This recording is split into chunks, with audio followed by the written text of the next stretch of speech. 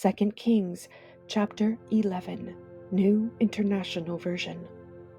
When Athaliah, the mother of Ahaziah, saw that her son was dead, she proceeded to destroy the whole royal family. But Jehosheba, the daughter of King Jehoram and sister of Ahaziah, took Joash, son of Ahaziah, and stole him away from among the royal princes who were about to be murdered. She put him and his nurse in a bedroom to hide him from Athaliah, so he was not killed.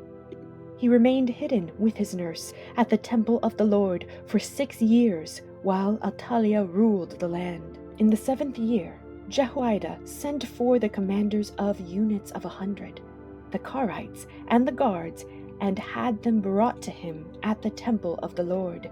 He made a covenant with them and put them under oath at the temple of the Lord. Then he showed them the king's son. He commanded them, saying, "This is what you are to do. You who are in the 3 companies that are going on duty on the Sabbath, a third of you guarding the royal palace, a third at the Sur gate, and a third at the gate behind the guard, who take turns guarding the temple. And you who are in the other 2 companies that normally go off Sabbath duty are all to guard the temple for the king. Station yourselves around the king, each of you with weapon in hand. Anyone who approaches your ranks is to be put to death. Stay close to the king wherever he goes." The commanders of units of 100 did just as Jehoiada the priest ordered. Each one took his men, those who were going on duty on the Sabbath and those who were going off duty, and came to Jehoiada the priest. Then he gave the commanders the spears and shields that had belonged to King David and that were in the temple of the Lord. The guards, each with weapon in hand, stationed themselves around the king, near the altar and the temple, from the south side to the north side of the temple. Jehoiada brought out the king's son and put the crown on him. He presented him with a copy of the covenant and proclaimed him king. They anointed him, and the people clapped their hands and shouted, "Long live the king!" When Athaliah heard the noise made by the guards and the people, she went to the people at the temple of the Lord. She looked, and there was the king, standing by the pillar, as the custom was.